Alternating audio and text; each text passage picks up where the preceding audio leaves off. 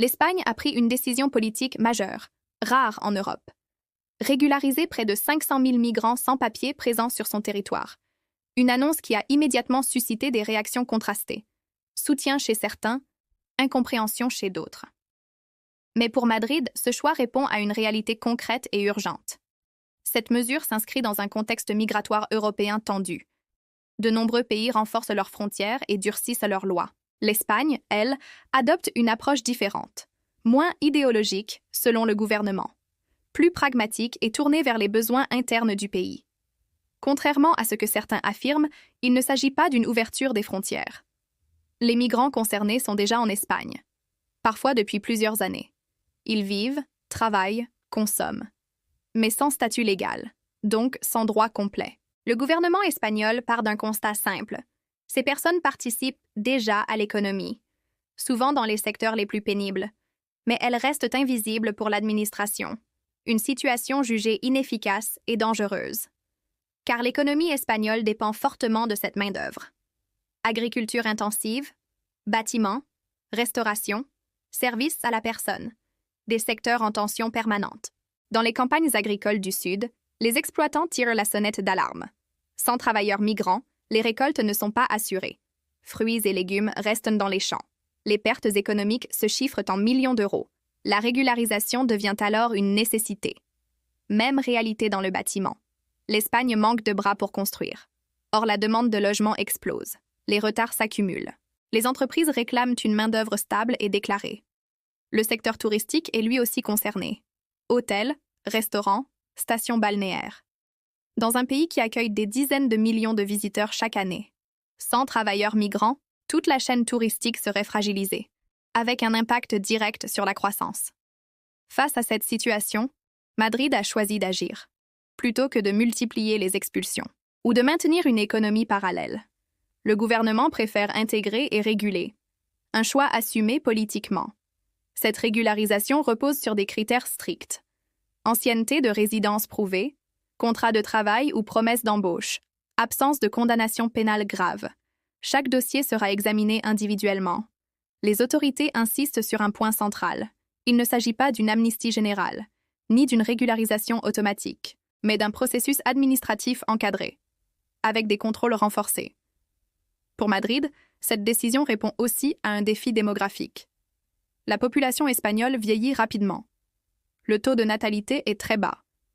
La main-d'œuvre active diminue. Sans apport extérieur, l'économie ralentit. Les migrants sont donc perçus comme une ressource, non pas seulement sociale, mais aussi économique et fiscale. Une fois régularisés, ils cotisent. Ils paient des impôts et des charges. Le gouvernement avance également un argument sécuritaire. Régulariser, c'est identifier clairement les personnes présentes, savoir où elles vivent, où elles travaillent et sous quelles conditions. Un migrant sans papier échappe au radar. Un migrant régularisé entre dans le cadre légal. Il devient visible pour l'État, responsable juridiquement et intégré dans les institutions. La lutte contre l'exploitation est un autre objectif clé. De nombreux sans-papiers travaillent dans des conditions indignes. Salaire inférieur au minimum légal, horaires excessifs, pression et menaces permanentes. En régularisant, l'État veut assécher ce système. Réduire le travail illégal. Protéger les travailleurs. Et rééquilibrer la concurrence entre entreprises.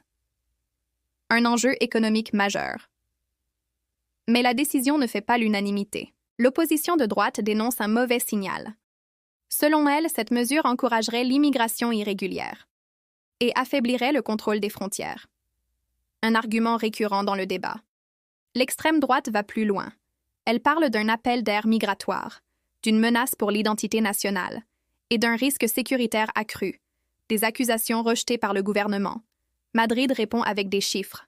Les régularisations passées n'ont pas provoqué d'explosion migratoire. Les flux dépendent surtout des crises internationales. Guerre, pauvreté, instabilité. Pas des politiques ponctuelles. Le gouvernement rappelle aussi que l'Espagne respecte le cadre européen, les règles de Schengen, les accords de coopération et les obligations internationales. Il ne s'agit pas d'un acte isolé. À Bruxelles, la Commission européenne observe avec prudence. La question migratoire divise profondément l'Union. Chaque pays agit selon ses priorités internes, sans véritable politique commune. L'Espagne assume sa singularité. Certains États regardent cette décision avec intérêt, d'autres avec inquiétude. Tout dépendra des résultats concrets. Intégration réussie ou tension accrue. Le bilan sera scruté de près. Pour les migrants concernés, c'est un bouleversement. La fin de la clandestinité, l'accès aux soins, à l'éducation et à une stabilité administrative. Des familles entières sont concernées. Des enfants déjà scolarisés en Espagne, des parents qui travaillent depuis des années, mais sans existence légale. Une reconnaissance tardive, mais déterminante. Le gouvernement insiste sur l'intégration, apprentissage de la langue, insertion professionnelle, respect des lois, participation à la vie sociale. Il s'agit d'un contrat implicite, des droits accordés, mais aussi des obligations claires, une logique d'intégration durable, et non de tolérance provisoire. La mesure est limitée dans le temps, elle ne sera pas reconduite automatiquement. Madrid veut éviter toute interprétation abusive. Chaque situation sera évaluée et ajustée si nécessaire.